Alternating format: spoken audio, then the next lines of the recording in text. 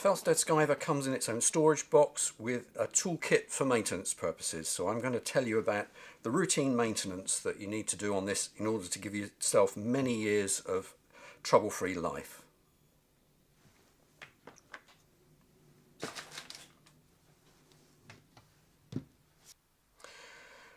I would suggest that you do this every 7 to 10 full working days of the Skiver's life. The toolkit comes, and these are the items that you'll need. Some lubricant. This should be a sort of milky, loose liquid like that. If it looks a bit thicker or whiter than that, then it probably needs thinning down. I've put this on my radiator for about 15 minutes because at the moment it's cold weather.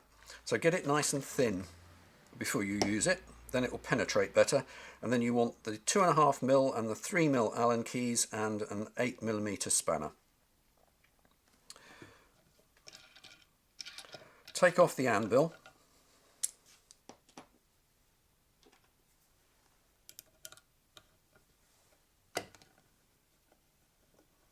We don't have a blade fitted for this operation.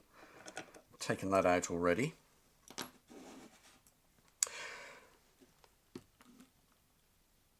Now this skiver, if you want to check for movement, what I do is put the screw back in there,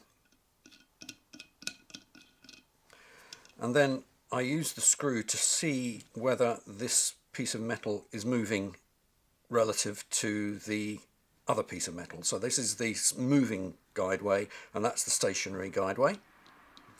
And actually this is well adjusted, it doesn't need adjusting, but for the sake of this exercise I'm going to show you how you do it. You take the 2.5mm Allen key and the 8mm spanner. You loosen off the lock nuts on all four.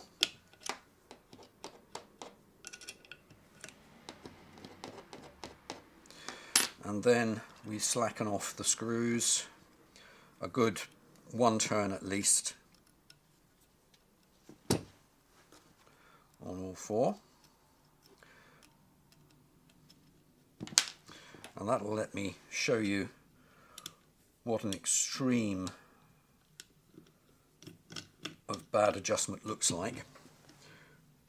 You can see now, I hope, that the metal guideway is moving quite seriously. If you've got to that stage, you haven't been doing your maintenance very well, I think.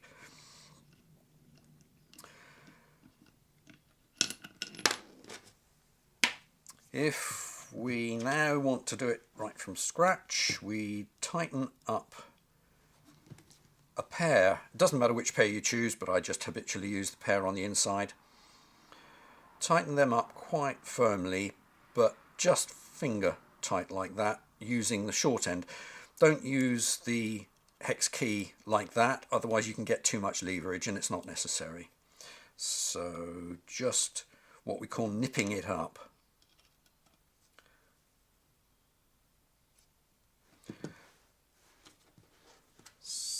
Same on the other side, just to get it into the right sort of adjustment. That's okay. Then what we do is we take that side back about 1/4 of a turn, 1/4 of a turn, do up this side and take this side back about 1/8 of a turn.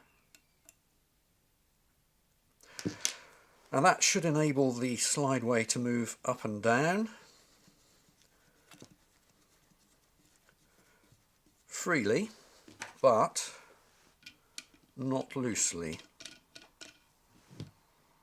So if you can see any movement between the guideway and the stationary and moving parts of the guideway, then you probably just need to do the screws up a little on one side.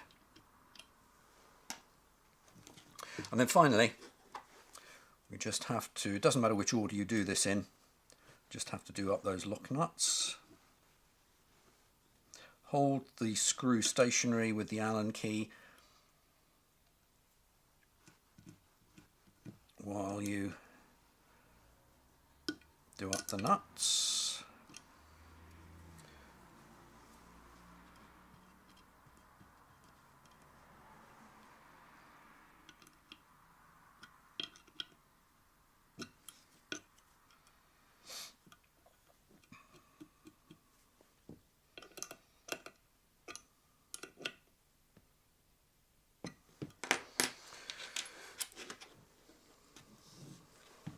Then just check to make sure there isn't any sideways movement, but that the guide moves up and down.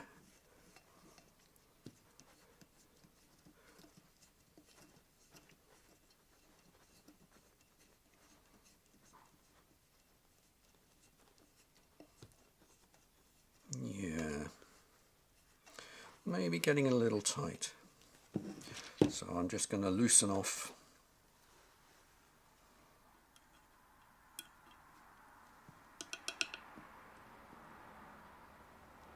screw a little.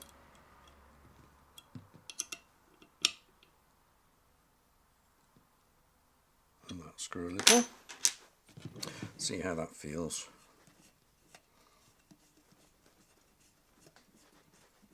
Yeah, that feels a bit better. And there's no sideways movement that I can see or feel. So that's good. Before we put the anvil back, we're just going to put a few drops of lubricant. We put 2 drops on each side of the guideway and a drop on the top and the bottom of the adjustment wheel. It's a good idea to work it up and down a little, and maybe even tap it on the bench just to get the wax to flow into the guideway.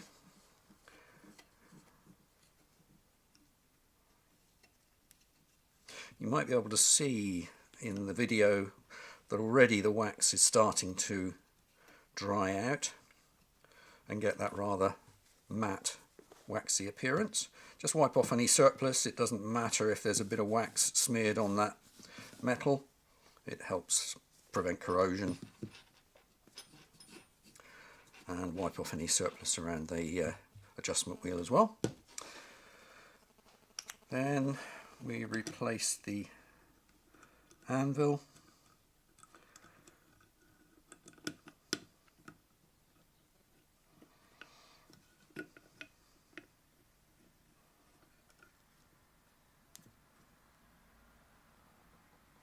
That screw is done up quite tightly, but because of the sizing and the spring washers, it will still rotate slightly to give us our angle set. And then we put back the locking screw, and that's our maintenance done for another 7 to 10 days of use.